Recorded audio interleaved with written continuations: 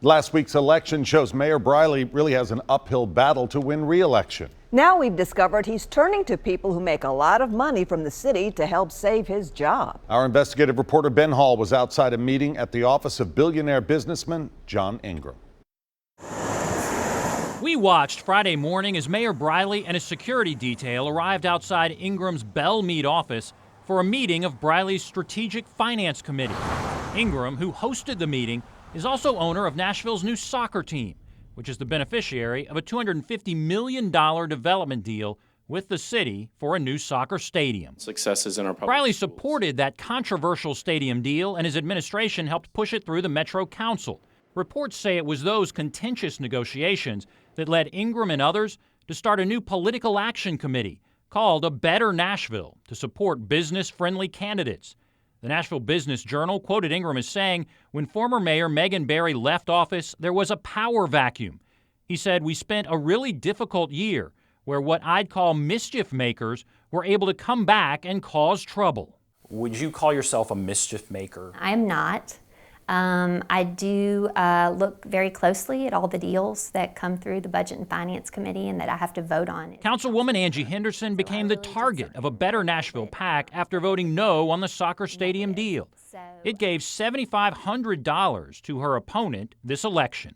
I absolutely did worry when I saw, $7,500 from a PAC. Henderson won her race and supports John Cooper in the mayor's race.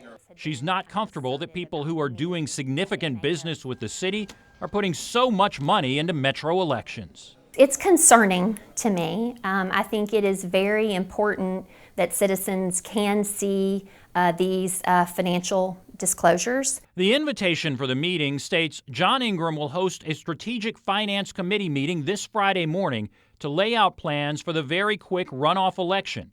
Ingram would not talk to us as he left the meeting, and security told us to leave the property. Those who attended, like consultant and former Councilman Jerry Maynard, were vague about who was there. Who was in there? Who else was in there? I don't know. I know I was there, and I was there to support David Briley. We saw Titan's CEO Steve Underwood, developers Jeff Haynes and Walker Matthews, as well as Metro's recently retired Chief Operating Officer Rich Riebling, leaving the meeting. Mayor Briley's campaign sent a statement saying there's nothing new about the Ingram family contributing money to political campaigns. It said the Ingrams have supported mayoral candidates in almost every recent election. And there's nothing new about high-profile community leaders supporting campaigns. The campaign also said it knows nothing about any political action committee. Financial disclosures so far do not show that the Better Nashville PAC has provided support to Briley.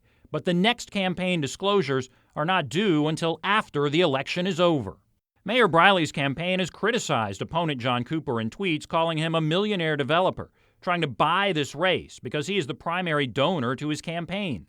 Briley's campaign said it's proud to have more than 1,000 donors, of which John Ingram is just one. But it was only his highest power donors at Friday's meeting. Briley's chief of staff and deputy chief of staff also attended this campaign meeting. Now, when we asked about that, the mayor's office said both took the day off from their Metro jobs.